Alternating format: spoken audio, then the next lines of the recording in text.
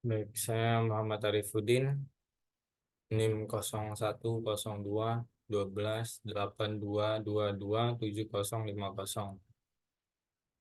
Baik, di sini saya akan menjawab soal UTS Ekonomi Regional. Untuk yang pertama, teori lokasi Weber. Teori lokasi industri yang dikemukakan oleh Alfred Weber adalah memperhitungkan beberapa faktor spesial mengenai ruang atau tempat untuk menemukan lokasi yang optimal dan biaya yang minimal untuk pembangunan pabrik. Menurut Alfred Weber, faktor penentu lokasi industri dapat digolongkan menjadi dua faktor. Yang pertama, faktor regional. Setelah melakukan penelitian tentang struktur biaya di berbagai industri, Weber mengambil kesimpulan bahwa biaya produksi bervariasi pada suatu tempat dengan tempat lainnya. Industri pada umumnya terlokalisir di tempat ataupun daerah yang biaya produksinya yang paling rendah atau minimum. Menurut Weber, terdapat dua faktor umum regional yang mempengaruhi biaya produksi. Kedua faktor umum regional, yang pertama biaya transportasi. Biaya transportasi memegang peranan yang sangat penting dalam menentukan lokasi industri. Berat barang yang diangkat dan jarak dari pabrik ke pelabuhan atau jarak antara pabrik dan pusat distribusi mempengaruhi biaya transportasi. Yang kedua, biaya tenaga kerja. Biaya tenaga kerja atau labor cost juga merupakan faktor terpenting dalam penentuan lokasi pabrik. Jika lokasi pabrik menguntungkan, namun biaya tenaga kerja kurang baik atau mahal, lokasi tersebut juga kurang cocok untuk suatu lokasi industri. Mungkin pada industri tertentu akan lebih cenderung ke lokasi di mana biaya tenaga kerja lebih rendah. Namun pada dasarnya, kondisi ideal untuk suatu lokasi industri adalah lokasi yang memiliki biaya tenaga kerja yang rendah dan biaya transportasi yang rendah juga. Faktor yang kedua adalah faktor aglomerasi dan deglomerasi. Aglomerasi adalah terdapatnya faktor-faktor yang membuat terjadinya pemusatan industri pada lokasi tertentu. Faktor-faktor tersebut diantaranya seperti adanya sekolah-sekolah yang dapat melatih tenaga kerjanya, adanya perusahaan perbankan, perusahaan asuransi, rumah sakit, dan fasilitas pendukung lainnya. Deglomerasi adalah faktor-faktor yang menyebabkan pabrik atau industri meninggalkan lokasi tertentu. Faktor-faktor tersebut diantaranya seperti naiknya pajak daerah, berkurangnya tenaga kerja yang terampil, kurangnya tanah untuk industri, serta faktor-faktor yang menyebabkan tingginya biaya operasional. Weber menggunakan istilah triangle location atau segitiga lokasi untuk menentukan lokasi terbaik industri atau pabrik yang dianalisis. Berikut ini bentuk segitiga lokasinya. Untuk keterangannya, T adalah lokasi optimum, M1 dan M2 sumber bahan baku. Untuk P adalah pasar. Untuk X, Y, dan Z bobot input atau output. Untuk A, B, dan C jarak lokasi input dan output. Selanjutnya teori lokasi Moses. Pada teori lokasi Weber dan Lothar, input input M1 dan M2 adalah konstan untuk setiap M3 yang diproduksi. Namun untuk mencapai efisiensi yang lebih tinggi, terkadang perusahaan mensubstitusikan suatu input dengan input yang lebih murah. Moses menggunakan garis L, J, garis agar jarak terhadap pasar selalu konstan. Sehingga yang menjadi variabel adalah rasio antar input. Pendekatan ini menciptakan suatu envelope budget constraint yang merupakan fungsi biaya dari kedua input M1 dan M2. Isokan adalah garis yang mendelineasi wilayah-wilayah yang memiliki jumlah output sama. Oleh karena itu, titik optimum dapat dianggap sebagai titik di mana garis isokan menyentuh garis envelope budget constraint. Perubahan envelope budget constraint ketika ada perubahan harga. Jika suatu saat terjadi pembangunan infrastruktur transportasi pada wilayah input M1, biaya transportasi sumber daya M1 tentu saja akan menurun. Hal tersebut dilambangkan pada grafik yang menunjukkan fenomena perubahan biaya transportasi pada sumber daya M1. Perubahan harga ini menyebabkan terjadinya pergeseran, dan dampak dari pergeseran ini adalah jumlah input M1 meningkat dan input M2 menurun. Soal yang kedua itu aglomerasi, keuntungan dan kerugiannya. Aglomerasi adalah aktivitas kegiatan ekonomi pada suatu wilayah atau suatu lokasi. Aktivitas tersebut dapat berupa aktivitas produksi seperti perusahaan dan aktivitas penjualan seperti dalam pasar. Untuk keuntungan aglomerasi, bagi aktivitas produksi adalah menghemat biaya transportasi pembelian input.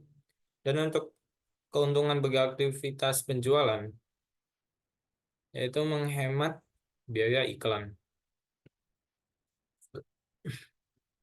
Untuk kerugiannya, yang pertama timbulnya kemacetan dan timbulnya polusi, serta meningkatkan angka kriminalitas. Soal selanjutnya adalah tipe-tipe atau jenis ekonomi aglomerasi.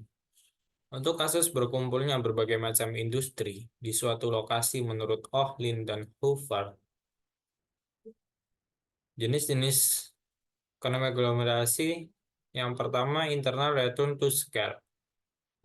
Beberapa perusahaan mencapai penghematan akibat skala dalam produksi semata-mata hanya karena ukuran mereka. Internal return to scale timbul ketika banyak investasi atau kapital dan tenaga kerja di suatu tempat yang hanya dimiliki oleh satu perusahaan. Investasi yang besar pada suatu lokasi akan mendorong adanya pertumbuhan ekonomi yang besar pula pada lokasi tersebut. Contohnya, biaya rata-rata perusahaan jasa telekomunikasi yang besar lebih hemat dibandingkan biaya rata-rata perusahaan telekomunikasi yang kecil. Untuk jenis yang kedua adalah economic of localization. Economics of localization hampir sama sifatnya dengan internal return to scale. Hanya saja pada kasus ini banyak perusahaan yang terlibat, namun masih berada dalam satu sektor. Contohnya adalah kawasan wisata kuliner. Untuk jenis yang ketiga adalah economics of urbanization. Economics of urbanization sama sifatnya dengan kedua aglomerasi sebelumnya. Namun bedanya adalah perusahaan yang terlibat bersifat lintas sektor atau berbagai jenis industri. Contohnya berbagai jenis industri berteknologi tinggi memilih lokasi di kota besar, seperti Jakarta dan sekitarnya. Karena berbagai input produksi tersedia di kota besar dengan harga yang relatif murah. Untuk soal selanjutnya,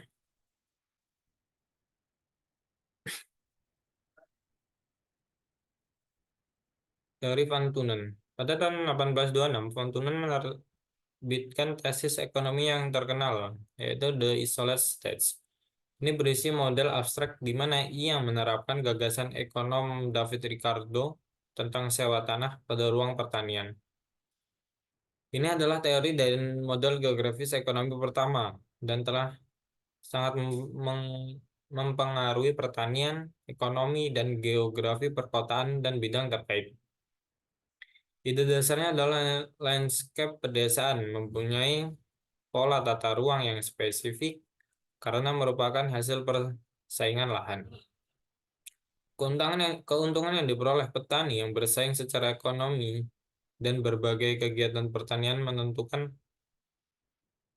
di mana kegiatan tersebut akan dilakukan sehubungan dengan kota pasar tempat mereka akan menjual produk mereka. Sedangkan definisi model model Van Tunen menggunakan persamaan sederhana untuk memprediksi apa penggunaan lahan akan terjadi pada suatu titik tertentu dalam ruang. Artinya, di titik manapun dalam ruang, sewa tanah atau uang yang dihasilkan oleh pemilik tanah yang menyewakan kepada petani akan menjadi nilai suatu produk setelah mengurangi biaya produksi dan mengirimkannya ke pasar. Oleh karena itu, berapapun biaya yang paling besar bagi petani akan berlokasi paling dekat dengan pasar, dan berapapun biaya yang paling sedikit akan ditempatkan pada lokasi yang paling jauh. Bagi pemilik tanah yang disewa oleh petani, ini berarti biaya sewa tanah akan menjadi yang tertinggi di dekat kota pasar dan turun seiring dengan perpindahan lokasi. Untuk asumsi asumsi model Van Tunen menciptakan model abstrak yang disebut keadaan terisolasi. Ini menyederhanakan dan menggeneralisasi kondisi geografis. Asumsi utamanya yang pertama, pasar berada di lokasi pusat. Yang kedua, tanahnya homogen atau isotropik, artinya datar dan tanpa gunung atau sungai. Karena sungai memungkinkan transportasi. Dan iklim serta tanahnya sama dimanapun. Yang ketiga, petani tidak menggunakan jaringan jalan raya, melainkan melakukan perjalanan ke pasar dalam garis lurus melintasi landscape. Yang keempat, petani mencari keuntungan setinggi-tingginya dan tidak terbebani oleh pertimbangan budaya atau politik. Yang kelima, biaya tenaga kerja tidak bervariasi dari satu tempat ke tempat lain. Untuk soal yang terakhir, Bit-trend teori dicetuskan oleh William Alonso dengan mengadaptasi konsep Van Tunen dan kemudian memasukkannya ke dalam konteks kota. Pasar pusat kota, seperti pada teori Van Tunen, diinterpretasikan oleh Alonso sebagai sebuah kota dengan Central Business District atau CBD. Seperti beberapa teori sebelumnya, transportasi menjadi faktor utama dan penentuan perumahan dan perusahaan. Teori Bittrand merupakan teori ekonomi geografi yang menunjukkan bagaimana harga dan permintaan berubah ketika jarak dengan CBD meningkat. Teori ini mengasumsikan bahwa semakin mudah aksesibilitas dari suatu area, maka area itu akan lebih menguntungkan. Pentingnya peranan sektor pertanian dan perkebunan dikarenakan usaha pemerintah untuk menciptakan pembangunan pada sektor industri didukung dari sektor primer, yaitu pertanian. Sehingga harus diciptakan sektor pertanian yang mampu berkembang untuk menopang sektor industri. Diharapkan sektor industri mampu menyerap hasil sektor pertanian sehingga terjadi sustainable produk dari hulu hingga hilir. Dengan harapan mampu meningkatkan mutu produk. Dengan harapan mampu meningkatkan mutu produk olahan sektor pertanian. Secara garis besar, teori-teori lokasi menganalisis faktor-faktor spasial terkait lokasi yang akan diperlukan untuk penempatan industri.